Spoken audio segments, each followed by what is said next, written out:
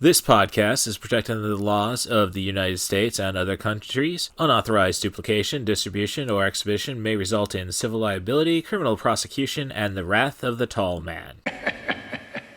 Boy! Hey, let's talk about you, the ID10T community events at ID10T.com, like Russ Stevens, a.k.a. CatBusRuss, who has started a podcast called 90 for Chill, which Russ says is dedicated to movies with a runtime between 74 and 99 minutes, the time frame that I feel is ideal. Russ, I could not agree with you more. That is a fantastic idea. Russ goes on to say there are times you need a cinematic fix but don't have time for the latest Scorsese masterpiece or offering from a comic book universe. There's also times when you need a conclusion to prevent a binge costing you a whole night. My guest and I try to follow these guidelines as we chat up features that are definitely worth your time and are beyond easy to make time for. 90 for Chill, the podcast, can be found on all major podcast platforms at 90forchill.com, and that's spelling out 90, Ninety, 4 FOR, chill. So there you go. Thank you so much for sharing, Russ. Really great idea for a podcast. Events at ID10T.com for everyone else. Hello there. Hey, CatBusRuss here. Thanks for checking out this bonus episode of 90 for Chill, the podcast, our last Christmas episode before the holiday. More importantly, a chance to tell you that 90 for Chill 200 will drop on Monday to not interfere with the eve or the day of Christmas.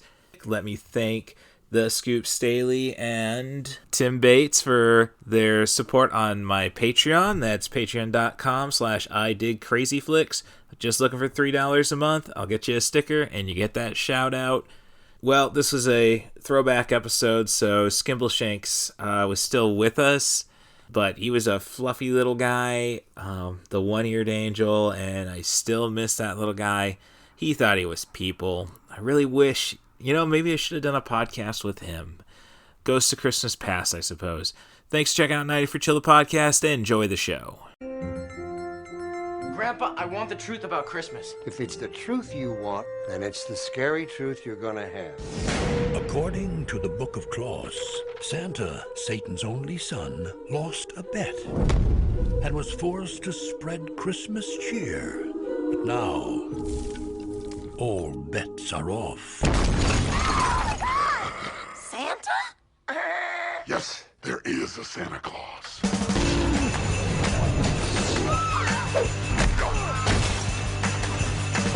Ho, ho, hos. Santa Claus is not a myth or a legend. He's real.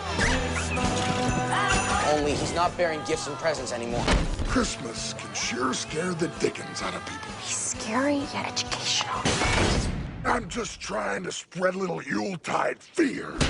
Are you saying Santa is offing everyone who's naughty and nice? Nicholas shot him! You shot Santa? Run away! Santa's on the loose! This holiday season, Ho, ho, ho.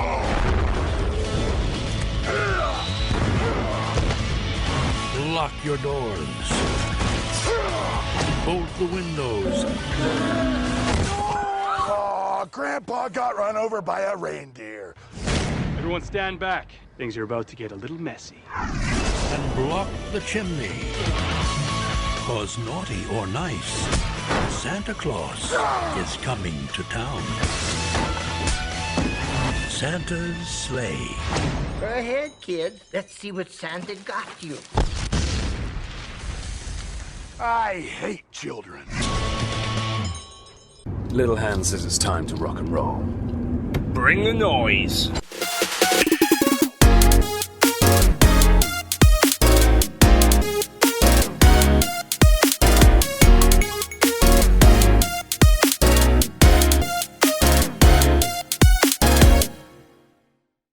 Red button's going. Let me get some intro music. Horn jazz works a little better than... I know it's not quite appropriate for the season, but I'm not going to go and dig up, see if P4 or the Zoom has additional sound bites I can install on it. It probably does. If somebody out there knows, let me know. But Again, we are back to 90 for Chill, the podcast, and this is probably going to go up in a couple weeks. I got to finally found the use for the Lost Rory episode, the Poetic Critic episode. Just need to add some context. I figured, okay, well, Leslie, you know what? I think I'm in a Russell McKay mood. Watched Resident Evil Extinction. All right, and I can do a podcast and throw that ahead of the Australian movie talk we had in the previous one. And then it's like, no, that Resident Evil movie dropped. The new Resident Evil drops this week, so timing. And and when it comes to timing, somebody's already got all that mistletoe bollocks on their brain. So Rory the Poetic Critic suggested that we do Christmas movies. So you know what? I think I will let her take it away because I'm quite the cynic, of course, when it comes to the holiday. I don't know why. I didn't have any bad experiences. You know, aside from like obsessive compulsive order, disappointing people giving me certain gifts. Like, you know, but otherwise, I can't say there were any bad Christmases growing up. You got two on me. I mean, any awful Christmases? I can't remember any offhand that were straight up awful. Mm-hmm. So, I don't know. I mean, when it comes to Christmas and movies and such, obviously you got A Christmas Story, which is all the VHS rage. I don't think it was a hit back in 1981, 82? 1983. Oh, okay. If it did well, it was only modest, but there was enough interest in it that the studio re-released it in November 84. Oh, okay. There wasn't just the VHS release. All right. You know, this was back when you sometimes did these quickie reissues. Right, but I'm sure it was on TV all the time. And definitely an HBO classic, I suppose. Yeah, that was where it really took off. Mm-hmm. And otherwise, I couldn't find out what movie it was attached to. I know we saw it multiple times in theaters. I guess my first Christmas memory of movies and such would be Mickey's Christmas Carol. Mickey's Christmas Carol was attached to the reissue of The Rescuers for 1983. Okay, Rescuers was a 1977 movie, though, I thought. Yeah, this was... I thought 7-year rotation. 7-year rotation that they did for the reissues did start getting a lot looser at this point. Okay. I think as they were starting to enter the video age, they began reconsidering that pattern, although it wouldn't really take off until later in the decade. No, I'd say early 90s. Yeah. I mean, mid-90s, they pretty much knocked it off completely. Right, but another issue was that because they didn't necessarily have a lot of their own product at the time, sometimes they break the cycle to do like a double feature package or something. Mm-hmm. The thing with Mickey's Christmas Carol was that it had originally been intended for television. Right. And you say all this, and then it's like, I can understand the 7-year cycle breaking when you have the Disney Channel being the next thing on cable, really. Yeah, that changed a lot of things, too. Right. Before it became all girly. And I know, as a progressive, I shouldn't say that, but geesh. I'm wondering how Screen Drafts is actually going to tolerate doing a made-for Disney Channel original draft. They're going to try doing the Disney Channel original movies. I mean, it's not hard to find a couple of millennials to do that, but and I guess Clay is probably young enough to have been influenced by that, but Ryan isn't. Yeah. At least your age, maybe older. So yeah, that's how Christmas movies start with me, and then of course in grade school, to kill time, your teachers throw in some Rankin Bass. Yeah, they did that too. Yeah, so they did maybe some of the more obscure Rankin Bass, at least at the time, the ones that were more likely to show up in syndication rather than on the networks once a year. like Santa Claus is Coming to Town. Yeah, yep. Which I've warmed up to more than I did at the time. Right. I thought that was one of the smarter ones. But yeah, that is one of the better ones they did. And that was also when this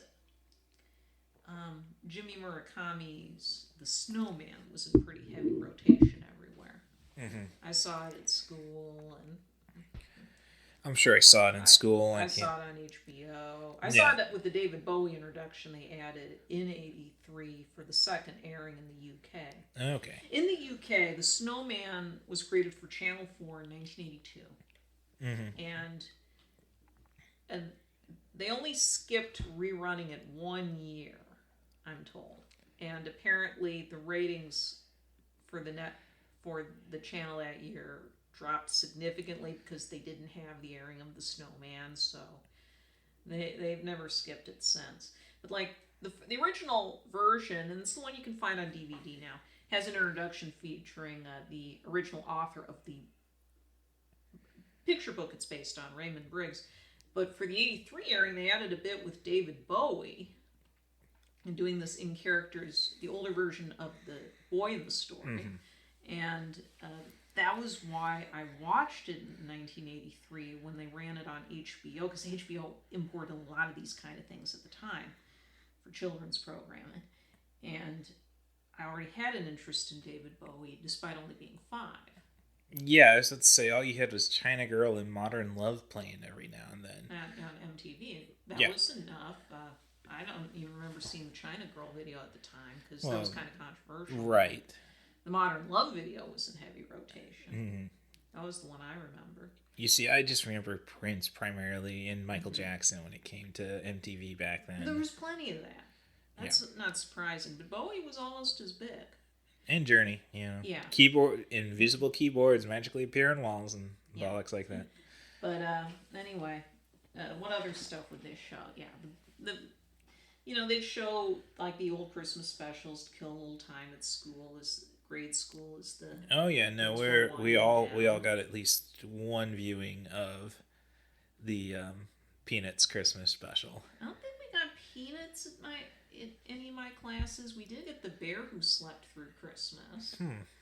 That's one that hardly shows up now. The one with Tommy Smothers is The Bear. Yeah, no, I'm totally. That does not ring any bells. It was a '70s animated special, and it actually had some cheaply produced follow-ups too, going into the early '80s, but it's hardly remembered. There's a website.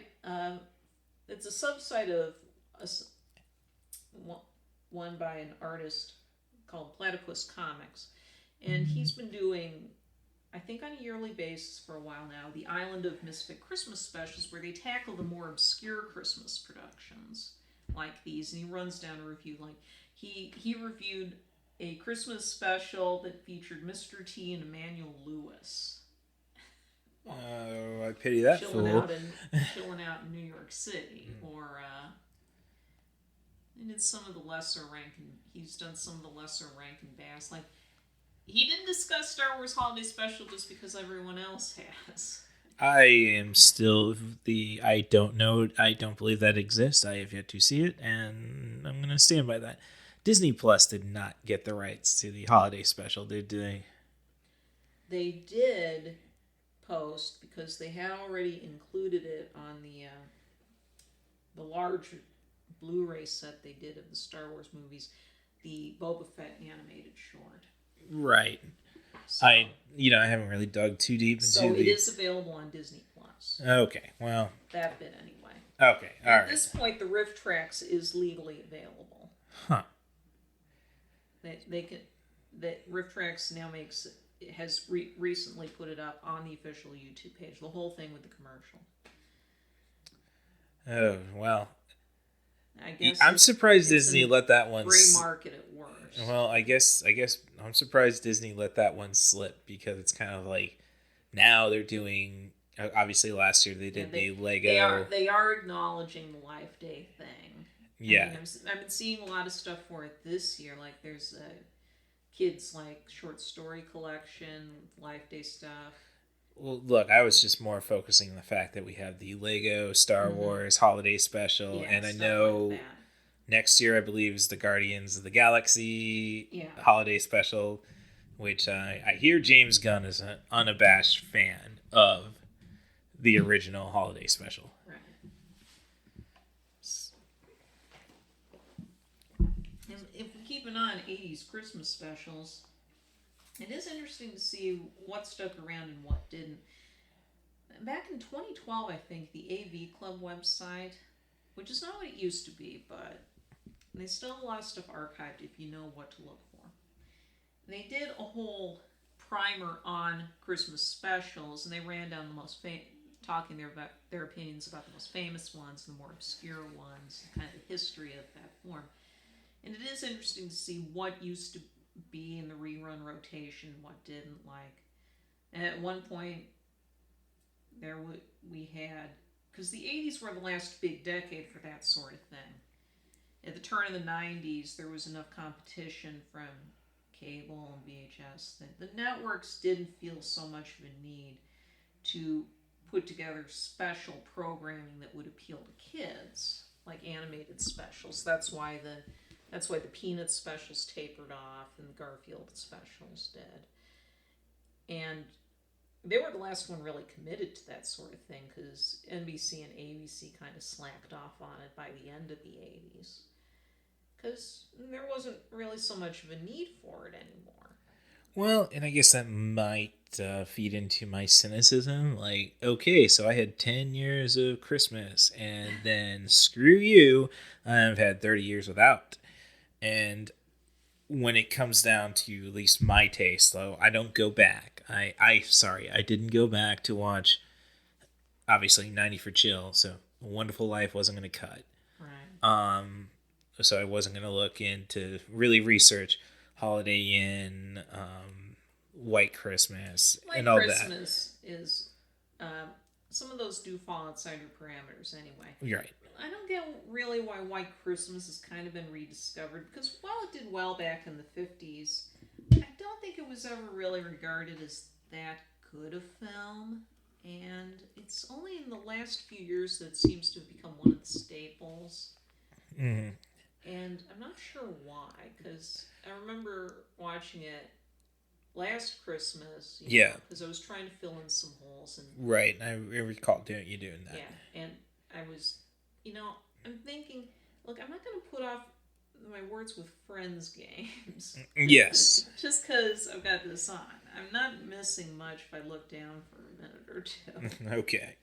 So I guess I could have watched Miracle on 34th Street. I've seen the original Miracle on 34th Street, and it's a lot more fun and more cynical than you might imagine a movie with that premise it would be. Well, once you take Santa to court, you're going to get your cynicism. Sharp. Yeah. In terms of how, as to why they let it get to that point in the first place. Yeah. Because then when it kind of reveals its hand, it's pretty witty. Right. So that's something I did not expect from the remake. I haven't watched that either, and that was just. I would like to catch up with the remake because some people really enjoy that in its own way. I don't know. It seemed a way too I'm a sentimental looking. Right. Movie. Look, 40s version, because we're getting into that point in the 90s, in the great 90s children's movie craze that came after Home Alone and Disney coming out of that rebuilding period. We did seem to have this kind of thing where on the one hand you've got all the crazy wacky wish fulfillment fantasies along the lines of Home Alone, but then because we're also entering the era of family values, we're also getting a bunch of these more sentimental movies. Like, this was also the point where we got the Angels in the Outfield remake. And, and we're trying all those kid-lit adaptations of The Secret Garden and A Little Princess that didn't necessarily sell. It was a beloved baseball time, too. I mean, you had The Sandlot, The Angels in the Outfield, obviously, Rookie of the Year. Yeah, Little Big League. And they took out the cuss words from Major League. How dare they? How dare they? But I've heard But some people really like the remake of Miracle on 34th Street. Yeah, I'm just a diabetic. When you got Richard Attenborough and the little girl who played Matilda, it's like... Mara Wilson, she's pretty well known in internet circles now. So yes. Be careful what you do there. I'm just saying it was definitely too sweet for my taste before I'm checking my blood glucose levels. I'm not, and... I don't know. Like, I hadn't gotten around to Matilda, honestly, but looks good. Some people really swear by Matilda. That's just it. There's people who, I think it was just like kids trying to say, yes, I got a book that I love and it's finally a movie, and they're standing up for it. And it's like, okay, how tight is this compared to the original Roald Dahl? Roald Dahl hated children. And I knew that back when that movie came out. It's not necessarily a hating children thing, but he only liked certain kinds of children. Yeah, the perfect ones, the ones who shut up and don't run up to the dasher boards during the frickin' hockey game and just hang out there. You're not no. Danville, gets your shit together and let the Bobcats play for hockey fans. I digress.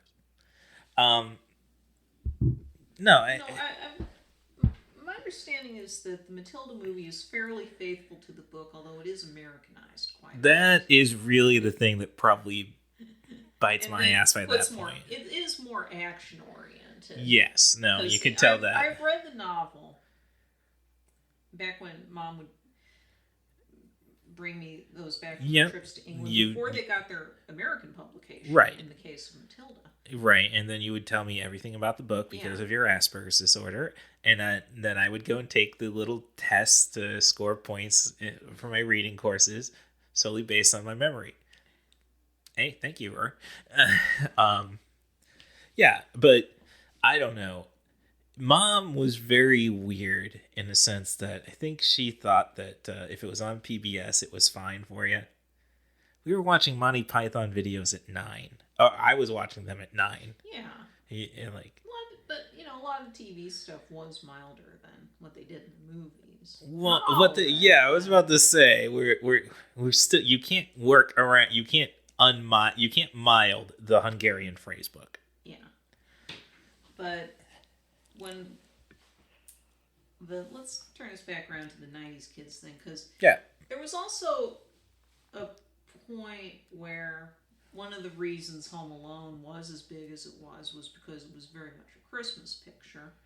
And since interesting relationship. I can't deny. Oh shoot, Uncle Buck wasn't Christmas. That was a birthday in it, right? Yeah. Okay. Sometimes I get confused. If you got enough snow, it must be a Christmas movie. No, that's Chicagoland. I was gonna say, but it's interesting to see how the Christmas movie evolved, because there was definitely a point in the 80s where, after A Christmas Story hit, because there was a good... I'm surprised Santa Claus, the movie, bombed in all actuality after you had 2 years of success with A Christmas Story. Well, I'm going to get to that in a little bit. Okay. It was actually a pretty good TV special that used to run in syndication in the 90s. It was narrated by Jane Seymour, called A Hollywood Christmas, which was a potted history of Christmas in the movies. And it had a lot of interesting things to say about how, back in the day, your movie might be set during Christmas, but you wouldn't necessarily release it then, and you wouldn't make it a big deal in your advertising that it had something to do with Christmas. Like, they have the trailer for the original Miracle on 34th Street, and it's just basically people who were on the Fox contract talking a lot. This is going to be a really good movie. What's it about? But they're all talking around it because they don't want to limit it to one season, so you're not going to bring up it involves Santa Claus and all that. And It's a Wonderful Life wasn't really positioned at that because most of the movie does not take place at Christmas, if you've seen it. No, we beat up the old man at the end, and that's the original ending, right? No, it is. Okay.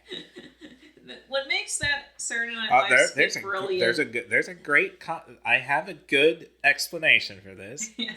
What makes that skit brilliant is, of course, that was kind of what everybody hoped for.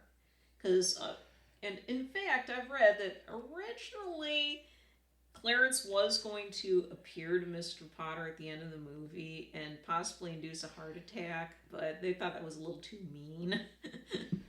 That's one thing I've read. I'm not going to go absolutely...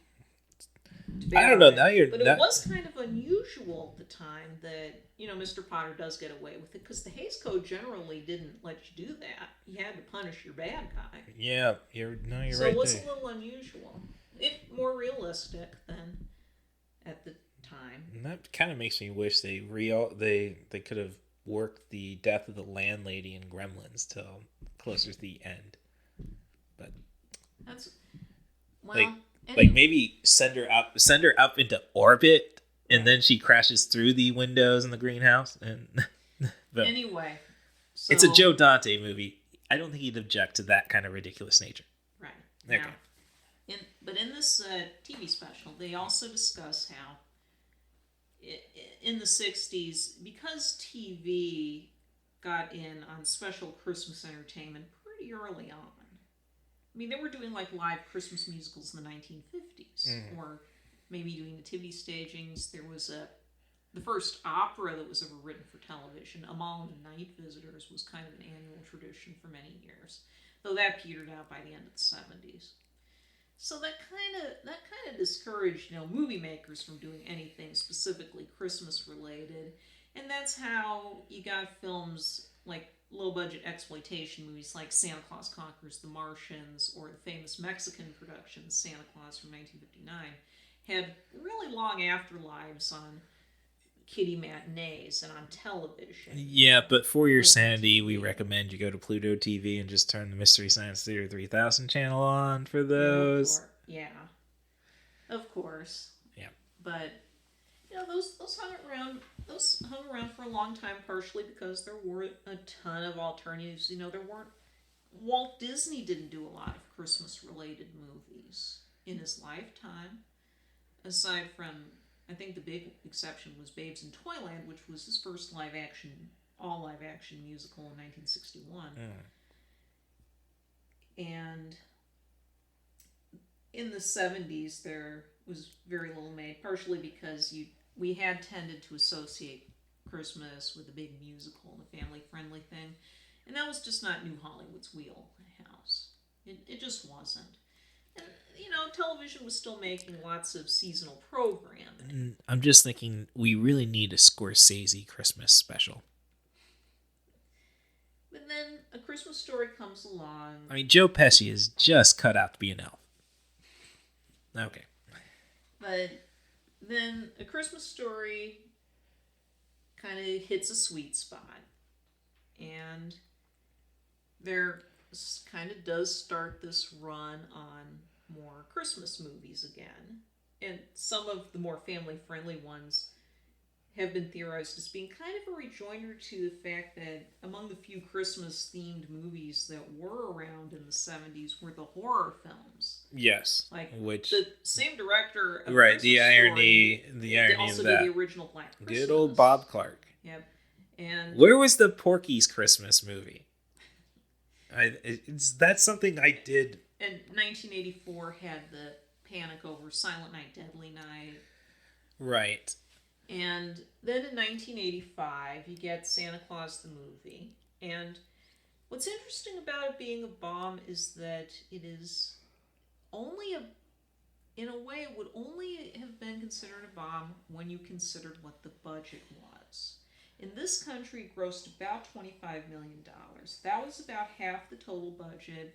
The overseas take wasn't quite enough to get it over the hump, so it was hugely damaging to the producers. And the reviews were mostly awful, though some were kinder. Roger Ebert's 2.5-star review is quite even-handed, I think. I have a very soft spot for the movie, but I do kind of understand why people don't like it. Because, it is very sincere attempt at an epic movie about Santa Claus, and those concepts didn't quite go together, especially not in the 1980s. On the other hand, the gross, however, I looked this up. I did some comparisons on Wikipedia. It actually did better at the box office than some of the other big Christmas 80s 5 releases, such as Young Sherlock Holmes, which was Paramount's big Christmas push, the Clue movie. It did a lot better than that. It's just that the budget was so gigantic. It was one of the most expensive movies made up to that point at a $50 million budget. So there was really, it would have had to be a much, much bigger hit than it was to get over that hump. But people did go to see it. 50 million and you couldn't get a Quaid, Stallone, like, I'm sorry, not to sound insulting to Dudley Moore, but it's not like his movie with Eddie Murphy, which I know was a crapshoot to begin with, and I don't think they actually appeared on screen together. Best Defense, which is an awful movie. Mm-hmm. They don't appear on screen together because Murphy was only added in reshoots. No, although there was a scene where they met up that was going to be like the epilogue. Okay. There were press stills from it. They were shot, but and it's kind of a pity too because one reason Murphy mainly did that for the paycheck because Paramount offered him a lot of money for it to come in for a few days. But he was also a fan of Dudley Moore's work. He knew from the work he did with Peter Cook and the Derek and Clive stuff. Yes, everything up until Dudley Moore got that role as a drunk was gold. I don't think a lot of people now realize how big a deal Arthur was in 1981. No, I think it's fair. And it's sad because Arthur is a wonderful movie. And it was a huge thing. It was one of the bigger movies in the early days of services like HBO. They would run that movie a lot. It was a huge deal, but it just kind of fell through the cracks in our cultural memory. And I think it's partially because all the cookie-cutter romantic comedies he did afterward got in the way. And also, tastes were changing. I mean, he was one of the last big stars to come out of the new Hollywood period where you could have these plain or strange-looking people be people that it wasn't just the people who wanted to see them. They would find them attractive. And, I mean, remember, Elliot Gould was a huge deal for a few years. Oh, well, hey, no, Elliot... Very plain-looking people by our contemporary standards. Oh, I don't know. There was something rather charming to Elliot Gould, I think, even all the way back to MASH, so... Yeah, no, I see why Elliot Gould was a big deal. Yeah. Too. But as I say, $50 million and your biggest star is Dudley Moore. They paid him $4 million. That was a huge fee at the time. Yes. No, like, I'm just saying there's a lot of... Part of it was they wanted to do what they'd done with Superman and go with someone who wasn't a huge name to play their Santa. Right, I get... Huddleston. Yeah, no, I get that. But, like, this is... For those who don't know, this film is from the same people who produced the Christopher Reeve Superman movies, the Salkinds. And they were basically just trying to apply what had worked with that series to a movie about Santa Claus. When you know this, some of it makes more sense. Well, if you don't have DC or Marvel creating the superhero comic for him, you shouldn't have taken this on. You do know that the Salkinds had really wanted to work with Dudley Moore. Oh, no, But first... Well, this sounds like the Broccoli's hiring George Lazenby. Like, okay, I get it. But with Moore, they'd originally the original concept for Superman 3 was they were going to have Superman go up against Brainiac and Mr. Mxyzptlk. They wanted Moore to play Mr. Mxyzptlk. Mm-hmm. And you can kind of see that working. Oh, no, I could see that, but they ran into budget restrictions that kept that from going forward. Also, the plot was supposed to involve Supergirl, and they decided we'd like to give her her own movie. And interestingly, the reason Peter Cook plays a secondary villain in Supergirl is because, again, they wanted Moore, but at that point, Moore wasn't able to do it. But he was the one who suggested maybe they should go with Peter Cook instead. Oh, it's just good enough the relationship wasn't that sour by that point. Right. So, yeah, I mean, so we basically, from 1985, Santa Claus the movie, I can't think of a Santa movie. The one everybody forgets is the one Disney did at the same time that came out the same week as Santa Claus the movie, called One Magic Christmas. I haven't seen this one, but I have read the synopsis, and it's Mary Steenburgen plays a harried mom. Her husband has lost his job, and although he has an idea for opening his own business, she's not sure it's going to work and that he shouldn't try and get the loan from the bank. And she's just so harried trying to make ends meet because she's working as a supermarket cashier. She's lost her Christmas spirit. And hey, we got Harry Dean Stanton and Elias Koteas in it. So those are some winning elements as well. Well, Harry Dean Stanton plays a guardian angel who's looking after this family. And on Christmas Eve, in part because of the mother's sour attitude, some horrible things happen. In that the dad gets shot and killed in a bank robbery. The children get kidnapped and almost perish. The angel steps in here. And from there, they have to go they take a trip to the North Pole and meet up with Santa. What it all comes down to is they have to get the mom to get her Christmas spirit back. Because if they can do that, things can be put to rights. And a lot of critics saw this and thought, this is way too dark for a kiddie Christmas movie. Because it went out with a G. Yeah. And that some critics were straight up, were asking, who the hell casts Harry Dean Stanton as your guardian angel? Did they not pay attention to New Hollywood? Of course you cast Harry Dean Stanton as your guardian angel. It does, because he's as good as you do. That is the chart. Like here, so this actually, we're in this kind of Christmas spirit thing. So one of the movies I watched to prepare for this podcast ended up being The Polar Express. And it's a fine movie. It's a good movie. Maybe even great. I do think that you can have too much Eddie Deason dialogue. And it's weird that we don't have any black elves.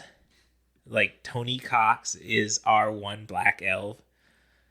But in that movie is about making sure you believe in the Christmas spirit. Right.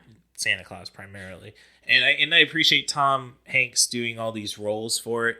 Mm-hmm. Glad that Peter Scolari got to fill in some mocap. Yeah.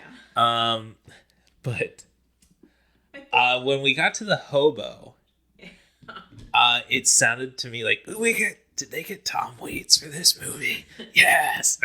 That kind of killed it for me. Like, I wanted the thought of that just made me want Tom Waits for every voice. Tom Waits, Santa Claus. It's and I don't need musical numbers. I will take the hot chocolate musical number, but I did not need dude, the kid's lonely. We don't need a song.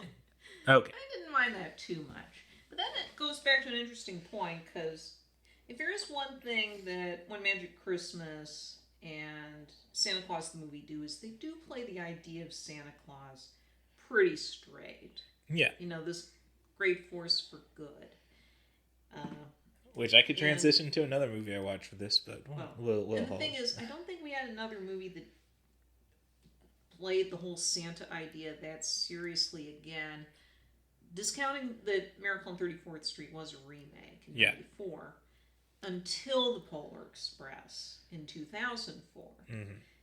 Polar Express is interesting because you do have to get past, the main thing you do have to get past is Zemeckis jumped into mocap a little too soon. I think it was a great experiment in mocap. Yeah. I loved, this is something I would have gone to the IMAX release of this some of those effects. That it's almost a totally different experience if you see the IMAX 3D version. Yeah. And I think it's an excellent film, and it's probably as close. If there's one thing a lot of American animation studios, Pixar might be the most obvious, has been trying to emulate since the turn of the millennium. It's trying to do something along the lines of Studio Ghibli production, get that kind of acclaim. But I really think the Polar Express got closer to the actual tone and feel of a Ghibli film than anybody else's attempts have. I don't really watch as many animated features as I used to, not new ones. And I know Pixar, especially when they were working at their height, often kind of shot for that and came close a few times with something like Up. But I think the Polar Express gets closer to the actual feel and approach of a Ghibli film than anybody else did. Well, let's say a Miyazaki Ghibli film. Like, I don't know, Takahata. Like, no, I don't see Grave of the Fireflies and Polar Express. No, or Pompoko. Yeah, it's definitely more Miyazaki's style than right. Takahata's. Although, if you look at the lighter films Takahata did. Yes. Yeah. But now, let's go back to the 80s. Okay. One Magic Christmas comes and goes. Santa Claus the movie goes down as an embarrassment. Although it had and I've always felt one thing that's always worked against Santa Claus the movie is that all the video transfers in the 80s were awful. No, it was the time of pan and scan. And not just that, it was a very poor quality print, very muddy, compared to what Anchor Bay brought out at the turn of the millennium, and that Lionsgate now has the rights to it. And their prints on DVD, it's not just that they're widescreen, it's that they have much better picture quality. Mm-hmm. Whereas it took a long time for commercial TV to give up on the old soft VHS print. Yeah. And that makes the movie look cheaper than it was. But it's interesting is that its TV afterlife in the UK was quite a bit more, to the point that John Lithgow, a year or two ago, was interviewed by the AV Club, and he said, didn't really enjoy working on Santa Claus the movie, didn't really think much of it. You know, it was this just huge, lumbering production to work on. But he says it's about half of what he's known for in the UK is Santa Claus the movie, because that was is very popular on UK television. Yeah, they may have felt a little offended by his British accent and cliffhanger. Just a suggestion. So I found that was interesting to find out. All right, but we're at 85, and I can't really think we brought Santa back till, Richard Attenborough was. Yeah, well, we haven't had we don't get a straightforward Santa for a while, because the next big Christmas movie I can think of offhand, and it's the one that you were trying to track down because it doesn't go up on Disney Plus until this Friday as we're recording, is Ernest Saves Christmas in 1988. Right. Yep. And so I remember watching that over and over again, and over and over again, in Christmas in Buffalo. And in 89. And this was right after. That was, I remember in 6th grade, that was the movie they showed everybody, again, just before we all broke for vacation. Yeah. Somebody got the VHS of Ernest Saves Christmas, and then. So we're going to report these public. I'm not afraid of it. I mean, you did not care for Morton High School, nor did I. The Morton School District 709. There's been a lot of unauthorized public showings of your movies, people. I think it's technically private screening. It's public like school. But, Ernest Saves Christmas. I just want to say with that comment of mine, now, Bad Santa, I pretty much watched at the bar called Richard's. That was pretty much the Monday thing. I think it was a Wednesday night thing. So our bartender, Rich, not the Richards, would go and buy movies on Tuesday, and he'd show them at the bar on the big screen TV there on Wednesday. And that was back in the heyday of Peoria, so there would be about 10 people. So, okay. So that's why Bad Santa won't get too much talk on this, because I didn't watch it. I mean, I need the rewatch of that. But I think it does more for the Santa Claus. I mean, it's a better Christmas movie than a lot of stuff. Just because it is a man who finds his spirit of Christmas. Yeah, Santa Claus, not Santa Claus movie, but Ernest Saves Christmas is interesting because it was a minor success in theaters. But yeah, and it's the same also, kind of premise. We're trying to create the new Santa. Right. And then actually, that brings... It's one of the first movies to go with the idea that Santa is not one person, but it's a role you pass down.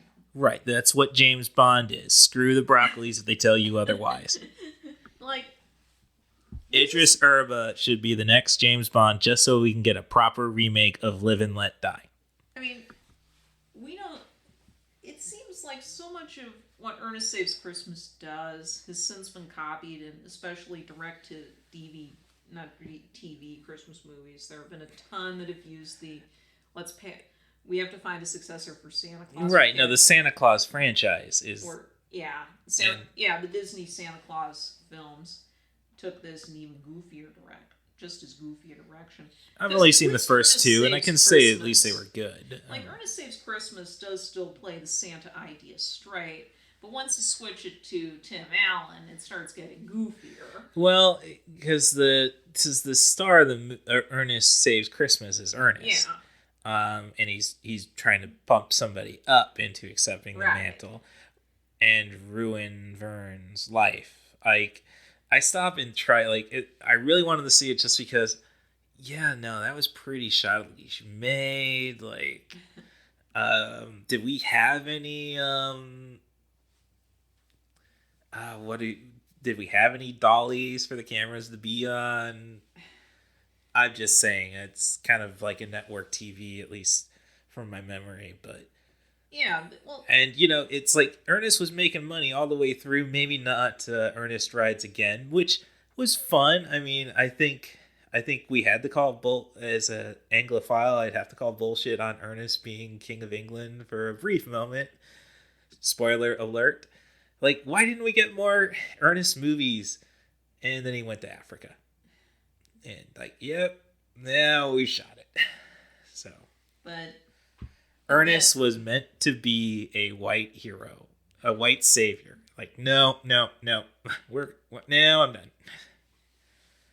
And then you look at the same time as Ernest Saves Christmas, we had the first feature adaptation of A Christmas Carol in a while. Yeah. For the theatrical market, depending on how you feel about the 1984 George C. Scott version, which I think is regarded by, if you're not into the original, to the 1950s version, wasn't it? 1951. Yeah, Alistair Sim version. Right. If that's not your go-to, usually the George C. Scott. If that's not your go-to, and you're not going to count the Muppet version. Millennials love the shit out of the Muppet version. Oh, it is hugely popular in the UK. That particular version. I just thought it was Mickey is my Christmas Carol. I know that makes me sound like a Philistine, and I just didn't need all this boom, bang, bang, bang. I like the haste of Mickey's. I didn't really need okay, no, I don't think we need a song here. No. So that's my take on it. Michael Caine, awesome in everything. I mean, I think you can say that. No, I have not watched Jaws: The Revenge, at least not from beginning to the end. I see the ridiculous murder of the first Brody kid. Oh, my arm's bitten off. I'm gonna go to the other side and pull myself over. I guess that would count as a Christmas movie. Or maybe a warped Easter of Martin Brody's kid devoured for our sins on a holy day. But so. What's interesting is the George C. Scott Christmas Carol aired as a TV movie in this country. Yes, but it was apparently meant to go to theaters in the UK at least, because that's how it played out there, and you can actually see it. Mm-hmm. It does definitely show some budget limitations, but my boyfriend David, that's his favorite version is the George C. Scott, and I can see it's easy to see why, because it's kind of neat to see Scott's approach to the character, because he's like the only American in the cast, but he holds his own very well with the accent and everything. But also, you like this Scrooge from the beginning, even if he's a total cynic and grump. I remember reading Entertainment Weekly once. I would probably appreciate it more when my first George C. Scott experience was Doctor Strangelove, or How I Learned to Stop Worrying, and Love the Bomb. Yeah. Well, Entertainment Weekly once said that one of the reasons How the Grinch Stole Christmas works so well as a story is because Dr. Seuss knew that, quoting this writer, even kids can get ambivalent about Christmas at times. And even kids can get a little cynical. It's part of why Charlie Brown Christmas works.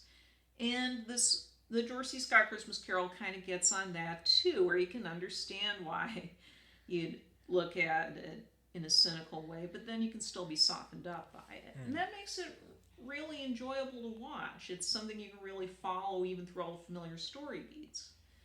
And it's also one of the more book faithful adaptations. The Alistair Sim version from the 50s is excellent. I can see why that's... Jim Carrey's performance in the Robert Zemeckis mocap version, it's really a riff on that performance. The Alistair Sim one. That's an interesting film too. Again, you do have to jump past the mocap and some of the... If you haven't seen the Jim Carrey version, he also plays most of the ghosts. Okay, now you're selling it to me. Past, present, future, and past is a little goofy in how they realize it, even though it's a straight.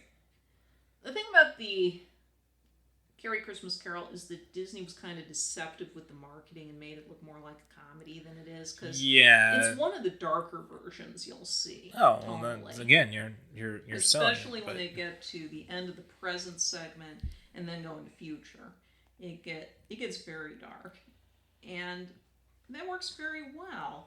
It's just, and the movie was popular, but I think it's once you creep out of one child, the parents are gonna let people know.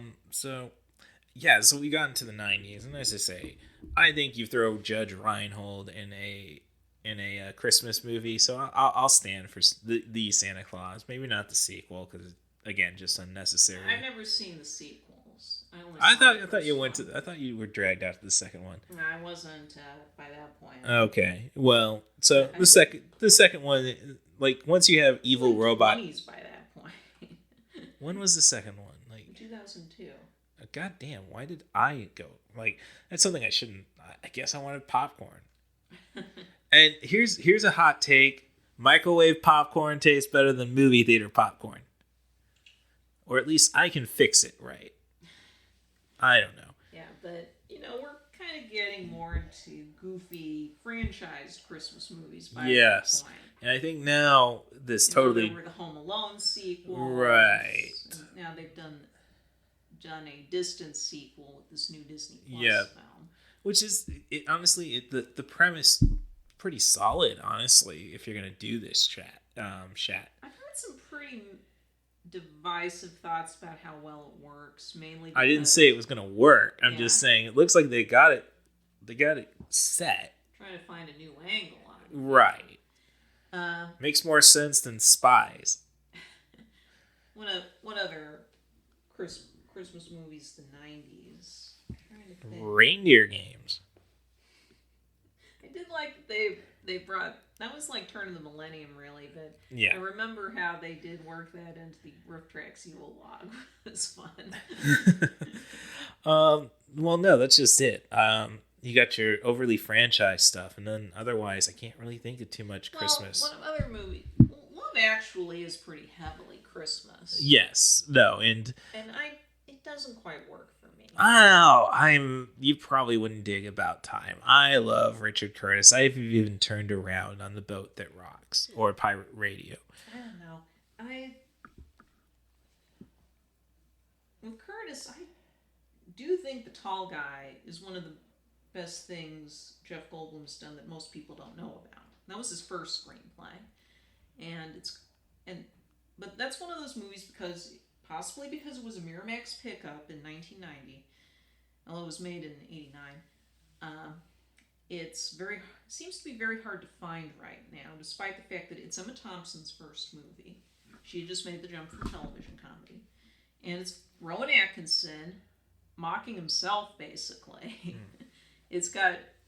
And Goldblum's terrific. I mean, this is a great... This is from that wonderful underseen period between The Fly and Jurassic Park, where he was just doing all sorts of stuff and often playing the lead. And he was doing a lot of stuff in Europe. And some of it's just wonderfully crazy and goofy. And The Tall Guy is one of the best of those, and it is very hard to find right now. And it's such a shame. Well, Love Actually at least gave us a great later Family Guy episode where Peter goes and tries to live up and fight Liam Neeson. No, your bit from the Love Actually was the weakest. You take that back. No child could learn how to drum that well that quickly. That segment at least tried, but for all the stuff, I think I dug the Hugh Grant stuff. It's kind of cute. Yeah, it's a little the Keira Knightley centric one is a little. That made me uncomfortable. No. Look, I've known way too many girls who have been dating way too many older men. Like, no, this isn't. This is normal. Sadly, the weakest segment is the one involving the guy who goes to America. I was waiting for the other shoe to drop, and it never did. I thought it dropped fine. It was like, hey, we're giving Denise Richards a prestige kind of feature. Bill Nye's stuff is brilliant. No, the Bill Nye stuff might be the best thread in the movie. It's the most fun. I don't know. And partially, it might be the most British because there really is still is a huge deal trying to get the Christmas number one. Yes, yeah. That is for those who don't know, in the UK, where here in the US we mainly content ourselves with the same old Christmas songs year after year. In the UK, everybody wants to get the song that's the number one on the charts over Christmas week. And it used to be that they were often seasonal songs. A lot of the time it was just the British Got Talent or... That's what it became in the past 10 years or so. Except... Like, it was whoever won the X Factor would they do a big charity single. But of course, that would be with the express intent of getting the Christmas number one. Right, and Rage Against the Machine successfully knocked that off. Famously, the Rage Against the Machine fans decided to stack the odds in their favor. With Killing in the Name specifically That's year. The one track. That is the track you introduce people to Rage Against the Machine with. But in the 90s, it used to be in up through the 80s. It would usually somebody would do something explicitly Christmas themed. Cliff Richard had a few hits that way, but then in the 90s it became more likely to be maybe a novelty song. The Bob the Builder theme song, when that show first took off, was number one for that year, if I remember correctly. Oh, can we fix it? Yeah, the Spice Girls had 3 number ones in a row during that period for Christmas when they were at their height.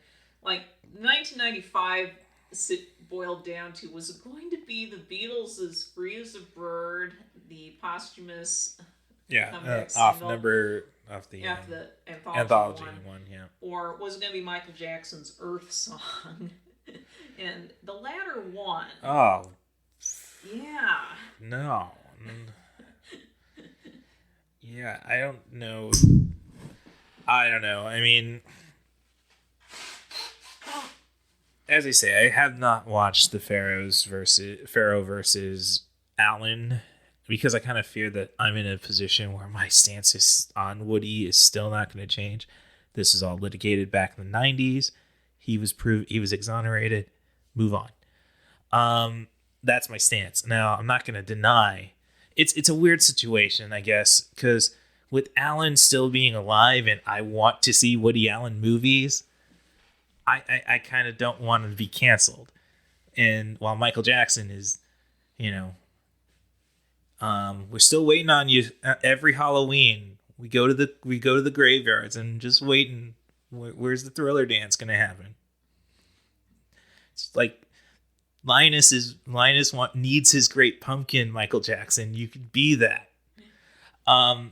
So yeah, it's just, but so you're gonna have it just with Michael Jackson, you have people who are actually trying to go to bat for like his post dangerous stuff, and I'm being very generous to dangerous because that's not anything compared to bad. Yeah, I'm surprised that we haven't seen more of a push because it just turned 30.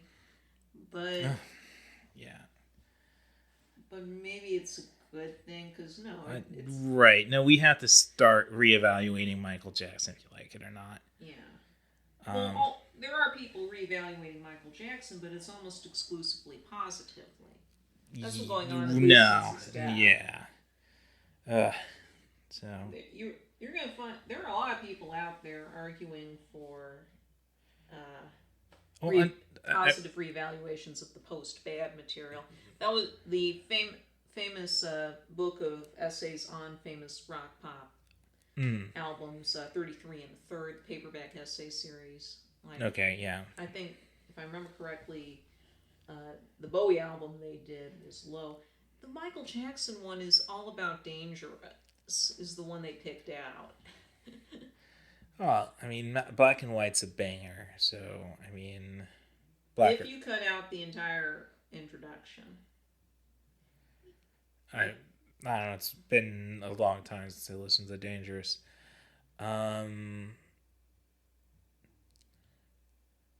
Yeah, that's really all I can say. Like, Remember the Time is pretty good. Yeah.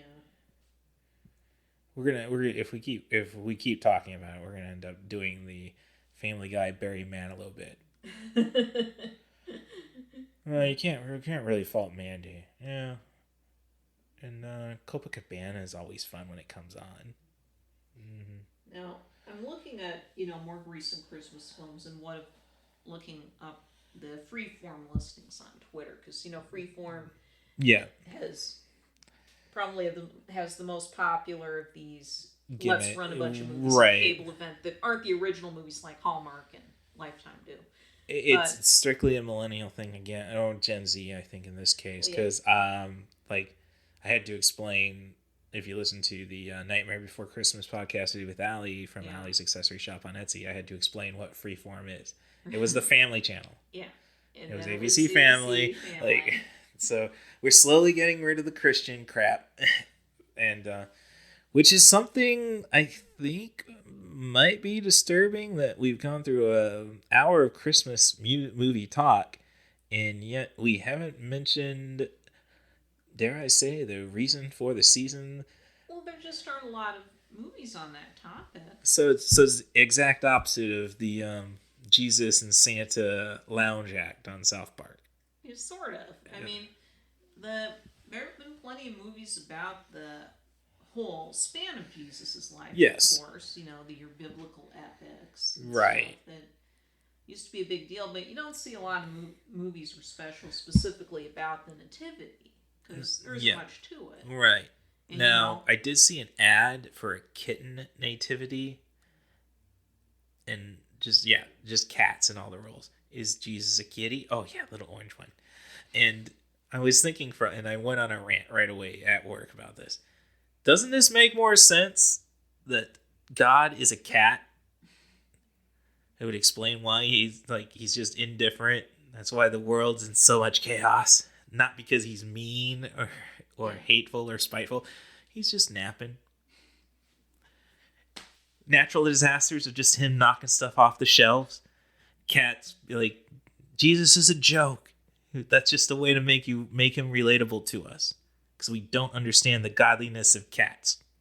Yeah, but if you look at the actual Christmas stuff Freeform now has with the 25 Days film, it basically runs down to a lot of the Jim Carrey and Benedict Cumberbatch versions of the Grinch. Which I did not get around. I kind of felt like, I don't know, needed...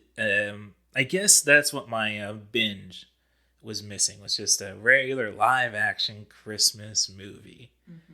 A lot of them are kind of fairly long for your standards. Well, there is Elf, which clocks in just and that's what I'm trying to get around to. Yeah, I mean, it's fun. It's Will Ferrell. It is Will Ferrell-less, which is probably why James Caan did not get along with him. That's like dealing with a Jim Carrey who's always on. And I mean, you gotta love Ed Asner's Santa, Bob Newhart. I mean, it hits every note. Yeah. And Peter Dinklage. It's going on 20 years at this point since the original. 2003, right? And I don't think we've had a really iconic theatrical Christmas film since then. Depending on how you feel about Polar Express. Yeah. Because otherwise, you get. Like, the Benedict Cumberbatch Grinch was a hit. Right. But that's a story we all know already. Yeah. So otherwise, it just brings me to, okay, maybe it's me lacking in the Christmas spirit. I'm pulling myself towards movies that mock the entire thing of Christmas. The mask I'm wearing right now is Christmas is, hold on, I'll have to read it. Okay. I don't know why it's an 8-bit Alan Rickman, but Xmas starts when Hans Gruber falls from Nakatomi Plaza. And that is a Christmas movie because it's a guy trying to get home to his family on Christmas. Not so much Die Hard 2. And it's funny because some of...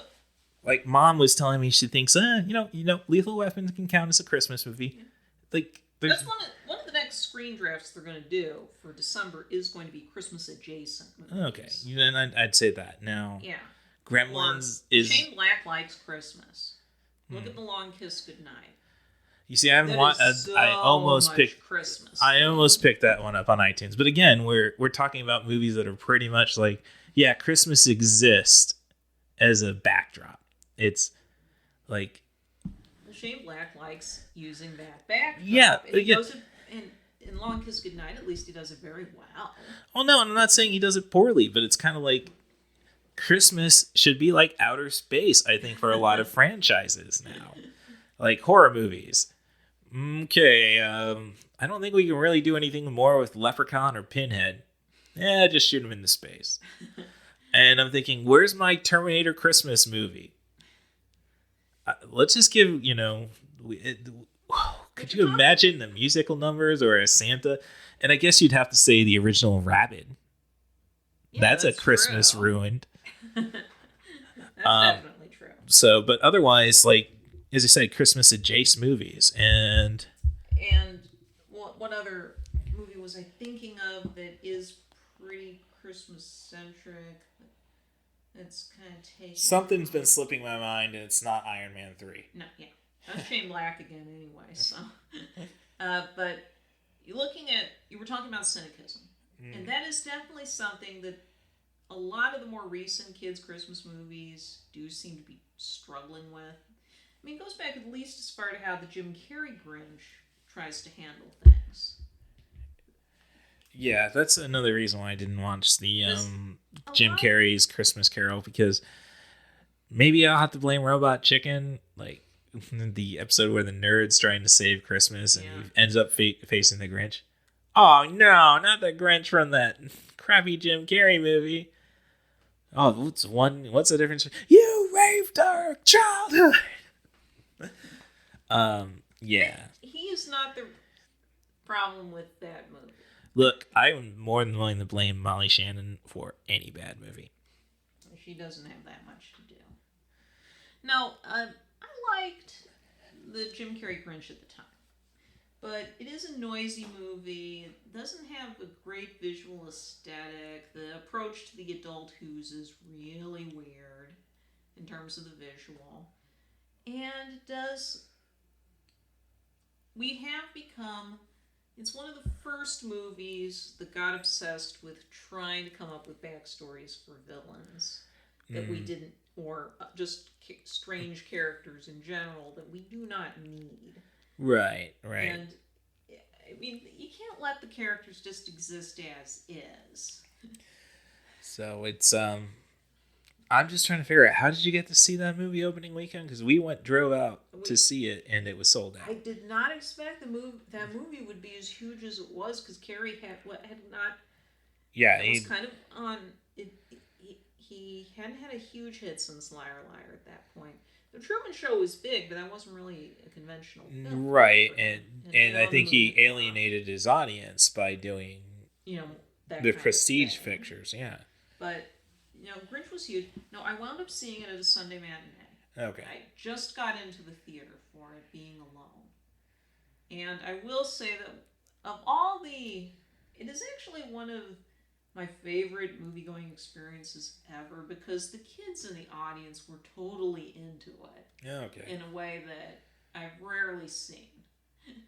But it is a very, very flawed film, and I can see why there are people who absolutely abhor it. And I'm kind of surprised it's had the staying power it has, as it does pop up on TV pretty frequently this time of year. Like Freeform currently runs it, along with now the Cumberbatch version, which isn't that much better regarded from what I'm told. I have not seen that version.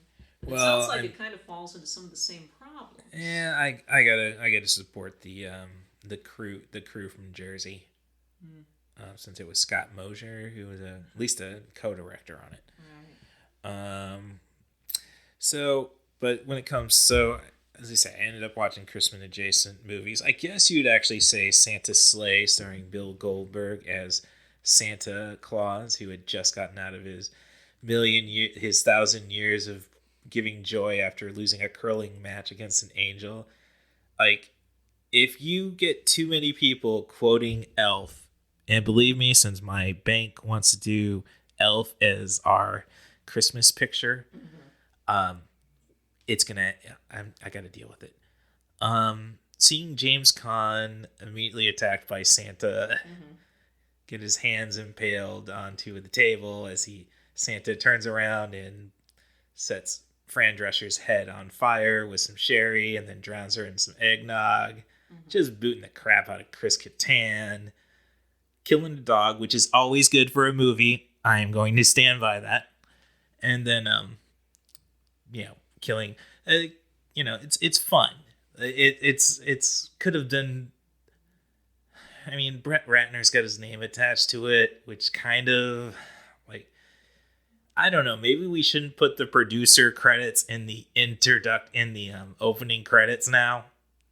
Now, talking about other Christmas movies we've missed, of course, one that did okay at the time but really took off might be National Lampoon's Christmas Vacation. Oh yeah, no, that's 89. right, and that's I think that's really the first true PG-13 rated movie our parents knew or treated as a PG-13 rated movie. Yeah, because I'm saying Mom just wanted Batman. Mom wanted to see Batman. Yeah. It's you haven't seen the commercials. This is not the Batman I've been watching on Family Channel. Yeah, that was just a violent movie. Now, one of our best Christmas movies of the 90s was Batman Returns. Yes, that was the PG-13 movie that pissed Mom off. Of Christmas. Yes. Because we also have Edward Scissorhands, which is finally coming to Disney Plus next month. Right, and A Nightmare Before Christmas, obviously. Right. And those aren't really conventional Christmas movies. No. They took a while to catch on. I mean, right, Nightmare Before Christmas did well. Yeah. But... No, as I said on that podcast, again, it was kind of like how Matilda's got its fan base, and it's our. All the goths come screaming, saying, "It's ours. We have something." It's 1993. No, you're nerds. Get away. Boo. Shoot. Don't buy that Hot Topic stuff. Why can't I get some good pleather? I can get myself some good Jack Skellington bollocks, but no pleather. So, yeah, otherwise, I mean, I watched the Ref this week, which was fun. I mean, I think we didn't need Dennis Leary in that movie. I mean, it's we had a good marriage counseling movie, and then it's and All right, so what are we gonna do to officiate everything? Oh, we're just gonna let Dennis Leary improv his bits, and it's not worked out bits. It's not his stand-up special. It's not his like it's at least it's it's Dennis Leary and not Bill Hicks. Yeah. Okay, but no, I mean it's kind of like I just wanted Kevin Spacey and Judy Davis talking with BD Wong for an hour and a half. I would have probably enjoyed that movie more. I mean, it'd be an excellent one-act play. Not that many people for Kevin Spacey to rate. But, And then it's interesting with what movies they marathon now, because I'm not interested in all that content hose stuff that Lifetime and Hallmark did. Well, if we weren't having problems with your Fire Stick recently, like I would say, I was trying to tell Dad, I don't think she needs a cable box in the cable box downstairs. That Dad said you're Doctor Who. Yeah, that yes. Is okay. All right. I mean, if I can Max doesn't get it right away. Yeah. Okay. Stuff like that. I mean, poor David. He has to watch it on his phone because he didn't get the AMC Plus app, which handles the BBC America stuff, so he can see it right away because he was frustrated having to wait so long. He doesn't have a Fire Stick or anything? No, he doesn't. He tends to wait for DVDs, but now he does. He's upgraded to a smartphone, so he's subscribed to some of the streaming services. Yeah, but dude, watching it on I know that's a thing that my coworkers do all the time, and I just no. I need it on the only thing I really watch at work is Seth Meyers and get through his closer look, and then that's what some people do. I'm not going to begrudge them on that. You can go to Best Buy this week and get a Fire Stick for as low as $20. But it's interesting that also, I don't care for the content host stuff. Mm-hmm. I know some people really love their Hallmark movies, but I have no room for that. I like romances, but I don't like the kind of formulaic stuff you get in your Harlequin books. And that's really what these Hallmark and Lifetime movies are. And Netflix now too. Yeah, Netflix doing them a lot. A lot of people are trying to get in on the act. Right. The other cable channels like Up or Great American Country and stuff are trying to do that. And, I think it does, it feels like you're either stuck with all this generic news stuff or you're recycling stuff from mostly the 90s onward, 90s and 00s. Right, which again further encourages me to watch Santa's Sleigh, Lethal Weapon, Die Hard. You are looking for the more adjacent stuff then.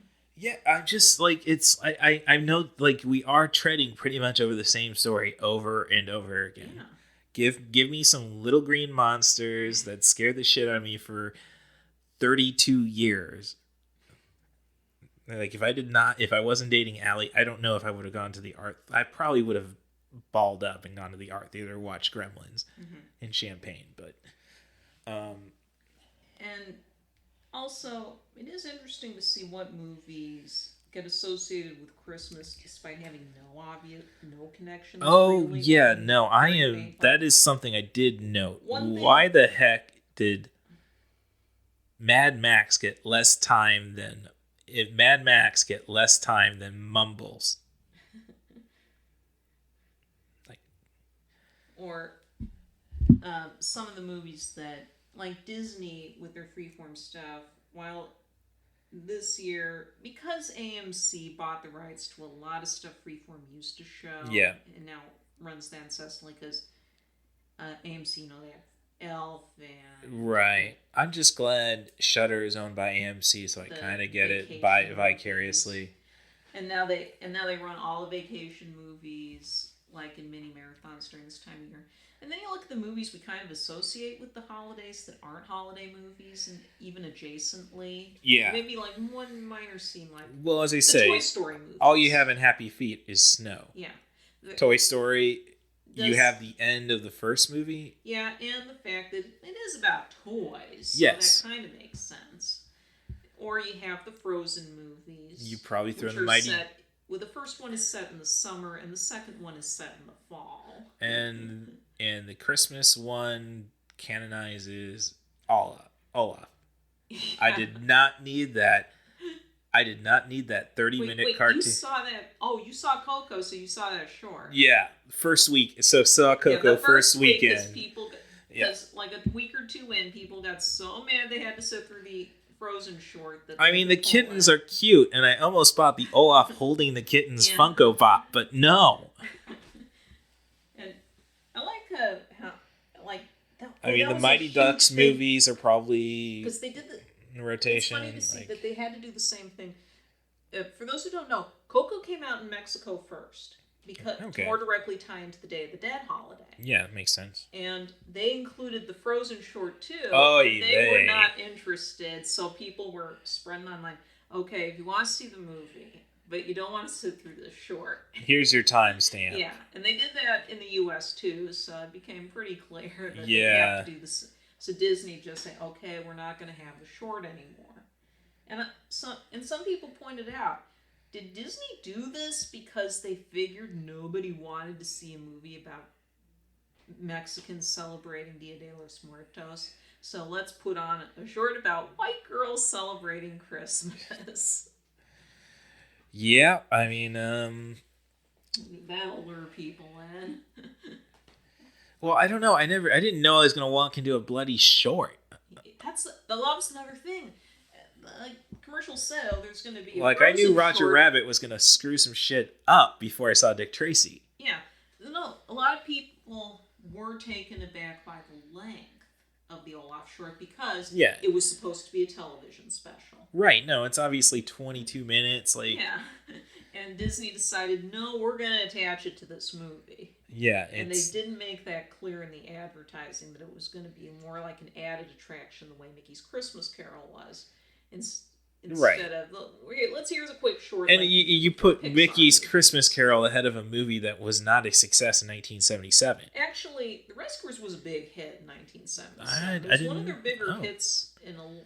Well, I could see it making more money, but more money than Robin Hood. But I dug my animals with Southern accents hunting Brits. Well, one of the things that did keep Disney alive was because remember New Hollywood. And I just knew about all of the we're not going to paint the whites of the characters' eyes with the budget cuts at Disney. Those stories on The Rescuer. That drove away Don Bluth. Yeah. And ironically, the final thing Don Bluth finished for Disney was a Christmas short. Have you ever seen the small one? I am familiar with it. I'm familiar with it. I have not paid enough attention to it. It's probably seen it. It is on Disney Plus. Yes. It's 25 minutes. They attached it to the 78 re-release of Pinocchio. Oh no, I know. I'm aware of it. And as I say, I just haven't probably paid much attention to it. Yeah, I'm not the biggest Don Bluth fan, but that is a terrific short. It is very good. I mean, the basic story is there's a surprising number. It's about the donkey, right? Yeah, the donkey that ended up carrying Joseph and Mary to Bethlehem. This is his little backstory. The boy who has to sell. I thought we were bad mouthing the idea of backstories for characters that didn't need it. Well, that's a funny thing. As I said, the Nativity is such a simple story that there have been a ton, it feels like, of different writers doing backstories for the donkey that carried Mary to Bethlehem. This one is small one is based and on they're a book called by blasphemies, but sorry. Small one's based on a story by, I think it's the same author who wrote the story that used to be kind of a staple at Christmas time, especially in a community like ours, The Littlest Angel. Okay, I was about to go and say, oh no, Patton Oswalt covered that. No, that's the Christmas show. That's totally different. Yes. But definitely something to look up on YouTube, folks. But there's also Nestor the Long-Eared Christmas Donkey, which was a song from the Rudolph songwriters, actually, that Gene Autry recorded back in the 40s.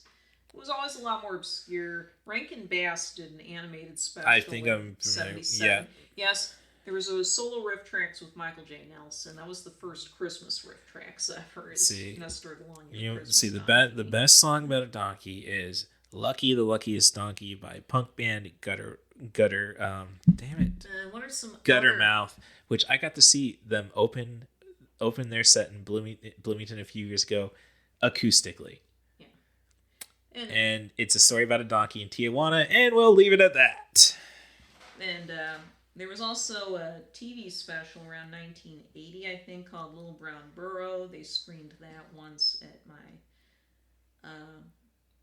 church's Wednesday night youth group on video. That was more of an indie production. And more recently, we had that animated feature, The Star. Yes, I didn't. I did not want to think about that one because that seemed way too much like. What were those sketches called? Those animated sketches that Robert Schmeigel did for Saturday Night Live. The TV Funhouse. Yes, the TV. Yeah, it was way too much like the TV Funhouse. Titanic for me. Yeah. Oh, you should look up the midnight screenings that Brad Jones and his buddies did for The Star, because oh gosh, when they get to I won't spoil it for you, but it gets hilariously dark. But not to say that Brad Jones is listening, but could you tell me the outro music to your show, because I think the guys at Morbidly Macabre stole it, but not to say that you actually own it, just to curious. So yeah, I mean, I guess another movie you'd associate with Christmas right now would be The Shack. Maybe that's a winter themed story. Yeah, but I'm just saying, like, that's the thing I'm saying. Well, it's got snow. But going back to all these different backstories for the donkey, the small one is excellent. It does not anthropomorphize the animals. No, I knew that. As I say, I just probably haven't. It's kind of just made with leftovers in a way. It's the boy is voiced by the same boy who played Elliot in Pete's Dragon, which Bluth had supervised the animation on. Right. Okay. And it's a side project he did, but it's a very good one. It's Bluth, so it's willing to get a little dark. All right. And it has a very satisfying ending. It's simple, but it's definitely worth a look. No, as I say, you want a short form Christmas show, and it's on Disney Plus. As they say, this is a podcast dedicated to sub 100-minute movies. And sometimes you need selected short subjects. Oh no, I give you that. 25 minutes. Look, you tell your story in as little amount of time as you need. That's my theory. So you need as little or as long. That's been a big debate on film Twitter this past weekend again. Is continued debates, because we're going to be seeing a lot of 2.5-hour plus movies. We're going into awards season. Yes. And even the superhero movies are getting. Annie Hall was 100. It was an hour 37 minutes. Come on, people. But we're going into Spider-Man No Way Home's like 2 hours 40 minutes apparently. Yeah, I'm there for it. I'm more pumped probably about I really need to get it out to Afterlife. And I'm more pumped about Raccoon City. But there's a lot of complaining. Movies are getting way too long. Everybody, we had this massive disappointment around the Eternals. You see, I still gotta watch. I got so much stuff I gotta watch. I don't want No Time to Die to be spoiled for me, so I gotta pause my screen drafts. James Bond. Don't let him spoil it for you. Okay, all right, thank you. I still gotta, as I say, I gotta still do the Eternals. I have faith in it. You got 2 Starks in it. David, my boyfriend, he's pretty high on the Marvel movies, but he's saying, the whole Phase 4 thing's just not. I don't know. He really liked the Dune. That's another one. Dune Part 1. Yeah. That's one I still need to get to, because I have. It's out of HBO Max for a brief. Yeah. Well, no, I'm just saying it's gonna be it'll be back in. Yeah, I know it's gonna be back 2 months, but yeah. The people I trust have really been high on that one. And there are ones, some really like the Lynch version. Yeah, no, I really like my Sting. I will. It's a mystery. It's a riff. I'll kill you. I will kill you. But that's nice to hear. But also, then you see people complaining that Steven Spielberg's got the West Side Story adaptation, and that's going to be 2.5 hours. And Well, it's a bloody musical. I was asking, somebody pointed out, that was when the old movie was. Yes, I the closer in time to the original, the better. I mean, I'm always, by nature, I'm a little more willing to go to a shorter movie than a longer movie first, but there are many longer movies that justify their runtime. Yes. I just think right now we are kind of running into a situation where it seems like everybody wants to go longer because it's more bang for the buck. Ticket prices haven't kept with inflation. I don't know. Like next year, even animated movies are stretching it. Like Tangled and Frozen are like 100, 105 minutes. Yeah. And Kanto, which comes out this week, is 99. And you Spider get done a lot more quickly. Well, Spider-Man Enter the Spider-Verse is over 2 hours. Let me double check that. I think 205. One of those movies I own and have not watched. No, it's like.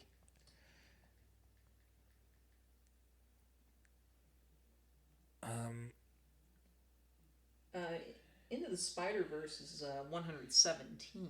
Oh, so it's not that long. And I'm in 8 that minutes case, off. I can grant it a little more. Well, no, it's yes. You gotta yes. I just don't see why something like Frozen or Encanto has to be even that 90 long. Encanto 99 minutes is not totally. I know you chop off some stuff for the end credits, right? Which is something like I think I might have to do as a theme for next year's 90 for Chill. Like, because I watched recently rented. I got a soft spot for Paul W.S. Anderson and a hard spot for Mila Jovovich. Sorry, it just seemed like the appropriate joke. The inappropriate joke. And then it's like, okay, and damn, there's still 9 minutes left of this. All right. Show off the fighting cat. Okay, there's still 8 minutes left of this. And yeah, I sat through 8 minutes of credits. So, yeah, there's a lot of movies. Like, if you don't give me a stinger, I'm not sticking around for the credits. Yeah, it's just that I don't know how some of these movies get to being this long when the stories are not that complicated or interesting. No. Like with Wonder Woman 1984, I have not seen it. Why is it 150 minutes long? I couldn't tell you. It's just, I haven't seen it either. I've read the plot synopsis and I'm thinking, I don't see why this is 150 minutes. Look, if you need an hour to explain how we got the 1984... No, she just lived the 1984. No, I can't help you. No, it's not even that. They don't have to explain time setting. Well, look at it this way, and listen up, DC and Warner Brothers. Have you given me... Now, granted, you've done 2-part movies, like recently with the Black Friday deals at Best Buy. I had purchased The Long Halloween Part 1 and Part 2, $6 each, Blu-ray. They got you extra cartoons on it, so that's something HBO Max can't deliver. Actually, they probably do. You just have to go and look for them. Sorry, I'll take the convenience of having... which one did I buy? Batman and Harley Quinn, the team up. And so these 2 Harley Quinn themed Batman the Animated Series are just immediately on hand. Cool. So the point of the matter is, one part is always 90 minutes at the most. Right. So how they do those. Never mind. This is based off a comic book. You should know how comic books work. Now, They're like one issue is like 12 minutes long if you really break it down. And now you look at what was I thinking of? But let's turn it back to Christmas adjacent. Okay. Not even Christmas adjacent, but movies we tend to associate watching at Christmas. Yeah. Even if they're not Christmas themed. I think both I think a lot of Roald Dahl movies fall under that. Yeah, no. Matilda tends to show up a lot. Oh, never mind. Two Charlie and the Chocolate Yep. Factory adaptations. Even more the Burton version, because that is set in winter, which is when the original novel was set. Right, as they say, snow kind of... Yeah. Snow means a lot. And what other movies? Wizard of Oz often pops. Yeah. To pop up on TBS. Now they owns the rights. There's something about that kind of family fantasy that seems to work better at Christmas time than any. Well, it's just because we're stuck with our bloody family. It could be that. I mean, it's interesting that Labyrinth, when it came out in the U.S., it flopped pretty badly back in '86. But internationally, a lot of countries got it at Christmas time, such as the UK. Well, it did a lot better. And it's got a family vibe to it, like finding who you got a little kid, and it's about a kid finding their. We could talk about all the.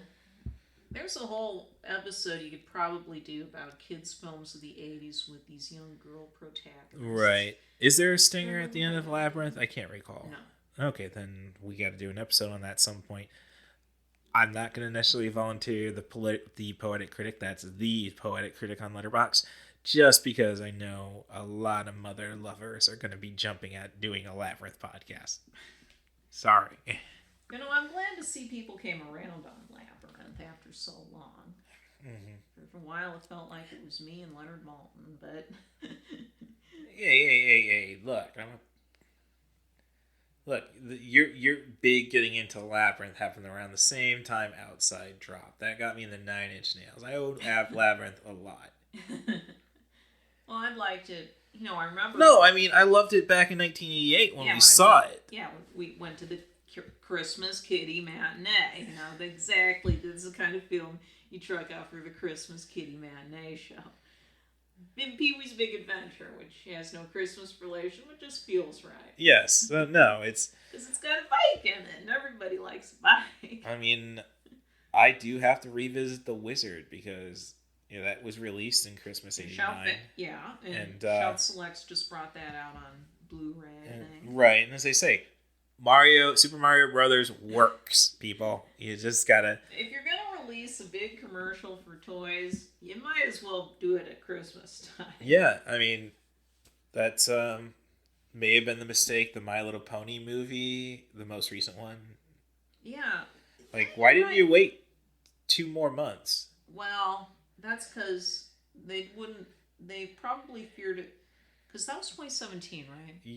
Yeah. That was right in the middle. Coco came out as Disney's Thanksgiving release. You didn't drop it right on. There was Thor Ragnarok. There was and we're getting ready for The Last Jedi. All right.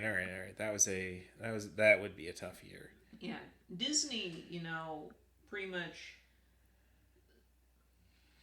compromised what Princess and the Frog could have done because they saved it for Christmas 2009 because they gave the Jim Carrey Christmas Carol Thanksgiving slot. Yeah. Pre-Thanksgiving slot. It used to be the Christmas slot was very important. I guess we'll find out. Christmas slot's still important, but not especially because it works for both family movies and awards bait, but with Christmas movies you want to get it out a few weeks in advance. Oh yeah, no, it's not good for Christmas movies. The only reason I'm saying move ponies up to Christmas, the Christmas time is just because of the toy element. Right, but no. What the bloody? I haven't watched it yet since I have access to Netflix. What the heck's going on with them ponies? I don't know. I've seen these CG. The new continuity they're doing. Oh, don't tell me. Oh, jeez. It's another. We're on. I think it's. It's G5. bloated CG. Yeah. Like, I'm sorry, we're gonna have fat equestrians. I hate to be that judgmental twat.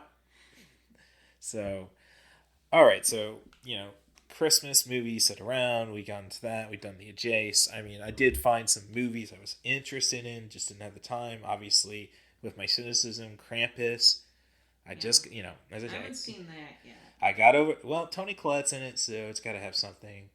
I have not seen Harold and Kumar escape Tunnel Bay. I don't want to be lost with the 3D Christmas. Yeah. Way to go. Oh shoot, I'm sorry. Cal Penn for your engagement. Let's see. Now there's a movie that I found. I think it was on Plex, which is weird because it's like, and this can also be found on Crackle. They tell you what, like, it's kind of a data, like a throw together of where all these streaming movies, like on Tubi and Pluto. Like, no, come to Plex, you'll find it. There's a called Uncle Nick with Brian Posehn, kind of navigating Christmas. We could go into, if we. And of course, there's the Jingle All the Way.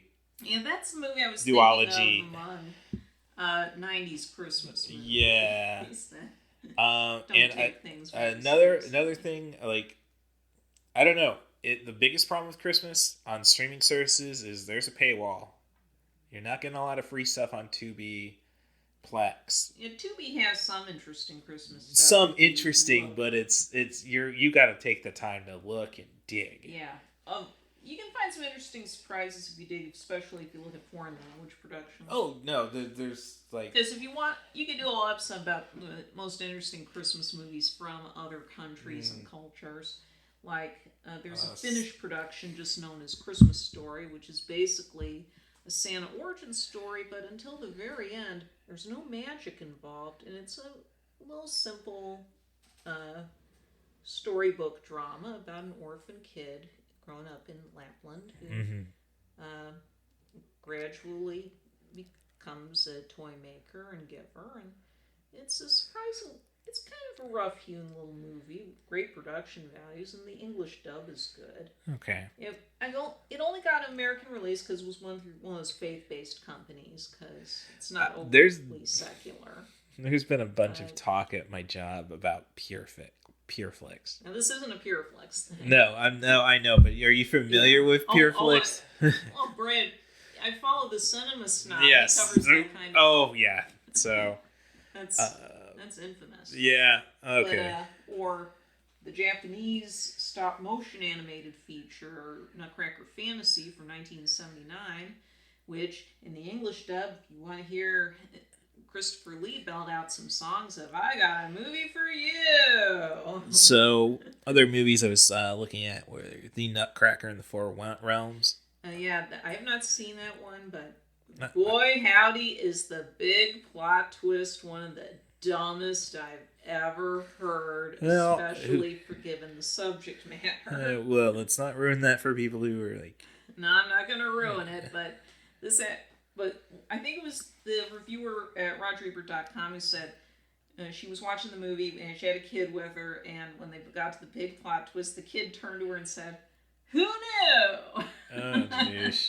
So, another observation I made is, and I don't want to say this. Like, I think he's a talented enough guy.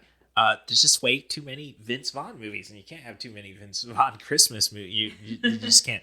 Fred Claus and... I haven't seen that. No, I have not seen it, which is a shame because, hey, Paul Giamatti, you cannot have too... You can't have too much Paul Giamatti. I know. Waste of a good premise. Yes, and never mind 4 Christmases. Yeah.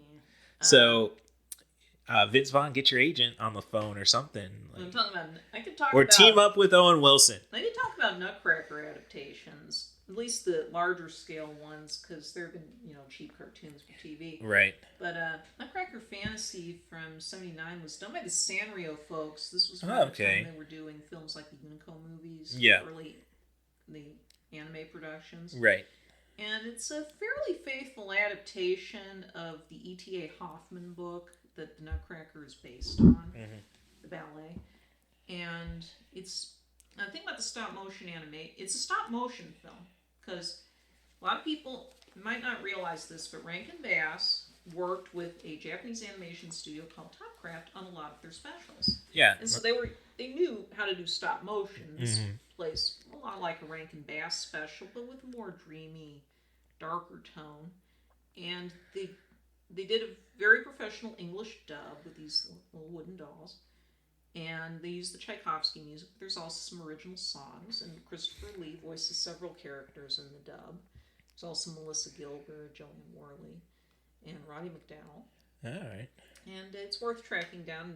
Discotheque Media did a DVD of this one a while back. And it has some weird stylistic choices that are a little surprising, though you kind of understand why they do it the way they do. But it's worth a look. Of other Nutcracker movies, 1986's Nutcracker the Motion Picture, which is from Carol Ballard, who's best known as the director of The Black Stallion, is a very interesting take. Technically, it's just a filming of the Pacific Northwest ballet version that Maurice Sendak designed. Interesting. But they took a revisionist take on the traditional text with how Clara relates to the old toy maker Drosselmeyer and stuff. And it's definitely a movie you could team up with as a double feature with Labyrinth or Return to Oz that way. Like, you can do a whole small film festival's worth of kiddie movies of the 80s with female protagonists kind of dealing with the move into adolescence and beyond. And that would work just as well. I've seen the George a lot of Jennifer Connelly stuff, Labyrinth, Phenomena. Okay, she just let that joke slip. I know. Okay. I know what you're getting at. Teach your kids about Argento. That's the message of the podcast. I've seen the Macaulay Culkin Nutcracker. Yeah. It's just the straight filming of what New York City Ballet does. Yeah. And that's fine. It's nothing particularly special, but if you want, that's the most like traditional Nutcracker they've done for the big screen. Yep. And there's the very strange 3D Nutcracker they did in 2010 with... Right. Which is known as, depending on what your print is, it's Nutcracker in 3D or it's Nutcracker the Untold Story. It's the one where the evil rats are a transparent Nazi metaphor. Nice. With yes, and it is just as weird and tacky as that sounds. Though if you want to see, it is some prime mostly unintentional camp, I think. Because you also get Nathan Lane as a guy who is obviously supposed to be Albert Einstein, though they never make that absolutely clear. Here's a question. Why don't we ever just cast Albert Brooks as Albert Einstein? It's right there. Yeah. What's Albert Brooks' real last name? Albert Einstein. Yeah, okay. His brother kept that last name, Bob Einstein. And let's see, I think it was only Dave. Sorry, Bob Einstein? Was that Super Dave? Yeah. Okay, I'm just making sure I got brothers. Yeah, I know they're brothers. I'm just trying to make sure I got my. But yeah, no. I didn't. For a second there, I thought Dave was Dave. Yeah, you can see we were talking about Modern Romance earlier, and Bob Einstein has a cameo in that movie. But anyway, the Nutcracker in 3D or Nutcracker the Untold Story, that is a movie that makes so many wildly wrong decisions that it is, if you're looking for a good train wreck Christmas movie, you will find few better candidates. And if you're looking, and I was just going through my notes, and if you're looking for the best Donald Logue Christmas movie, it is not Reindeer Games. Like Reindeer Games, it's more insulting that we wasted so many great actors in this. Never mind it being John Frankenheimer. Donald Logue, Danny Trejo. I mean, it's Gary Sinise in a total late 70s Lieutenant Dan, the entire movie. Like, there's so much good stuff that could, okay. But the Donald Logue movie I would suggest if you're looking for Christmas is the Silent Night remake. Silent Night, Deadly Night remake, Silent Night. You get Malcolm McDowell trying to be an American sheriff. I mean, this is camp. Donald Logue is a drunk Santa. Jamie King. So there's some cool kills. But yeah, no, I mean, you got to be in the mood for a horror movie, and I would step up to say Riff Tracks has knocked it out of the park when they come up with crazy Christmas stuff these days.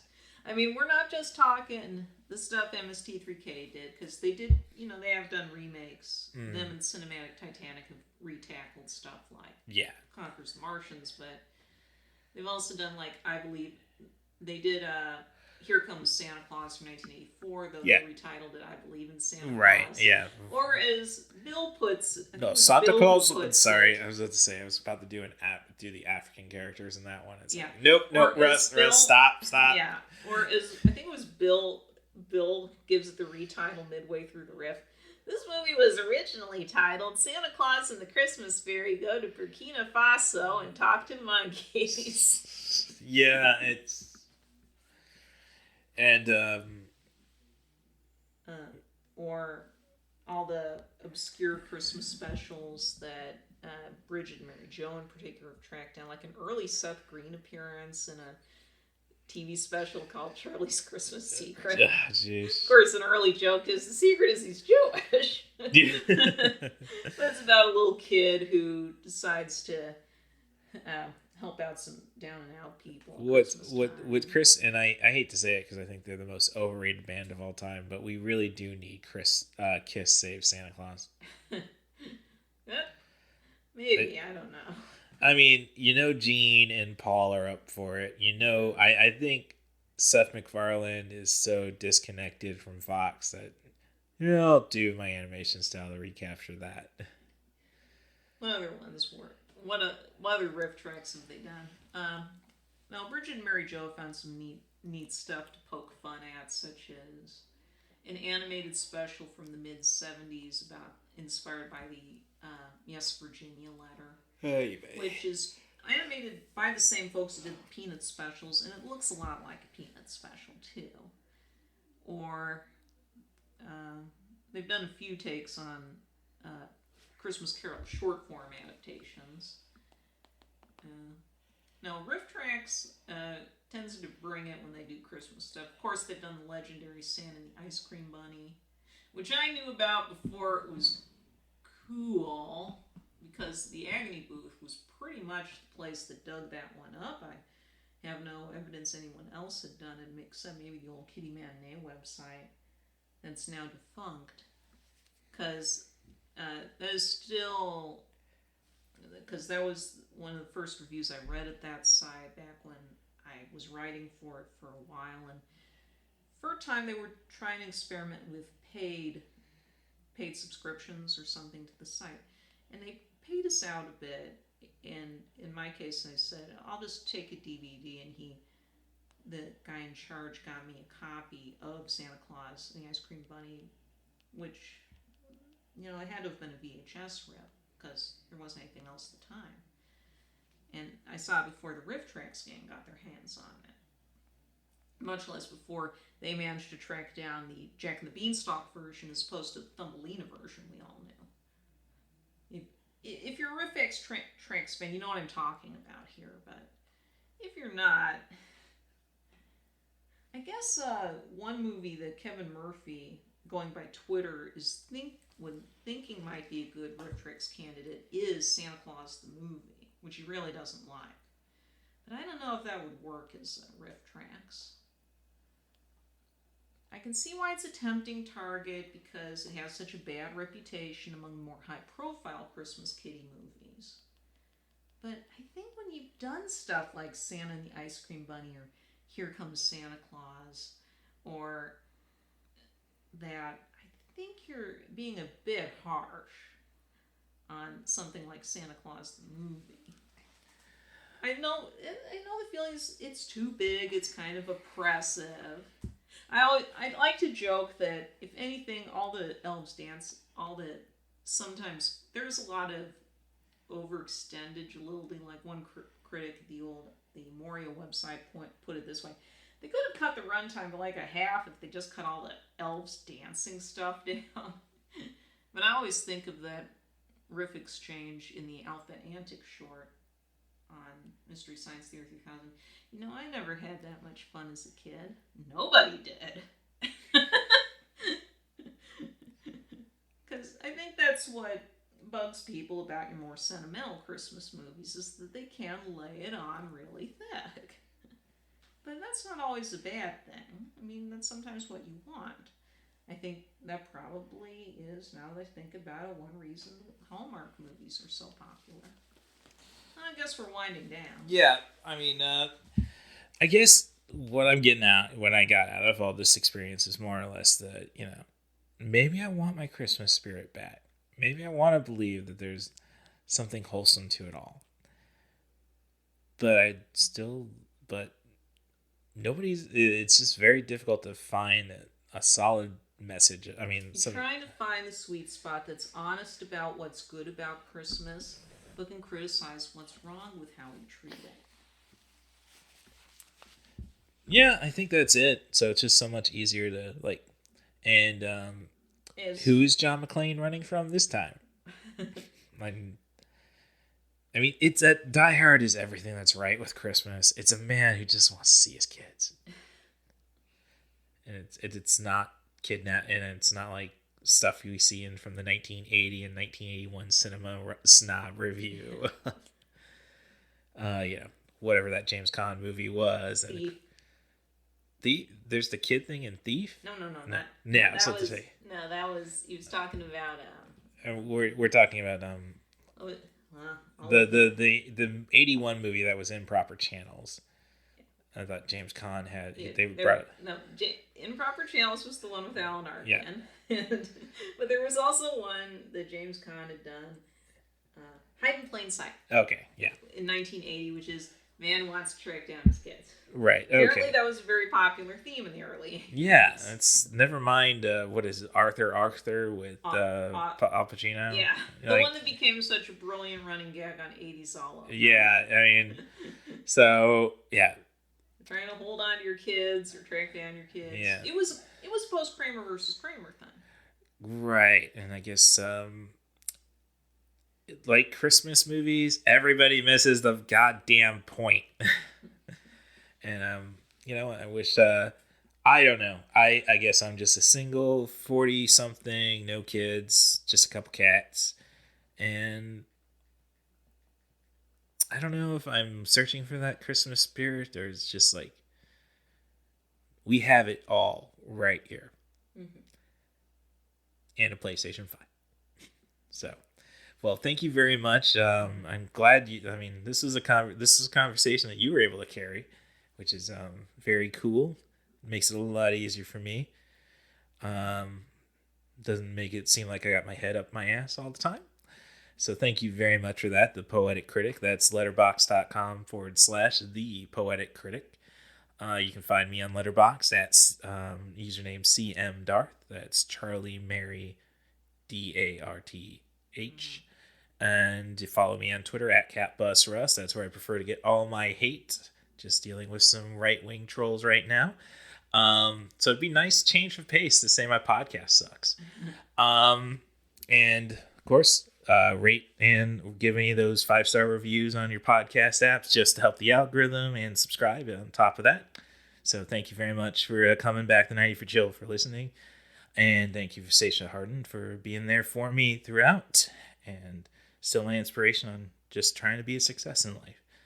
Thank you again, the Poetic Critic, and I will see you when I'll see you. Definitely, probably more Disney planning to be discussed. So maybe we got to do something Disney focused just so we can keep your mind on everything.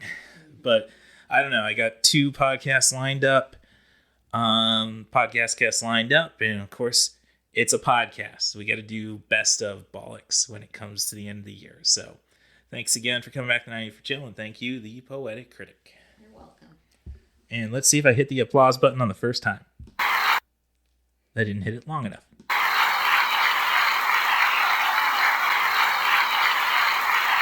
And they give you some woos, too. Can I hear a wahoo?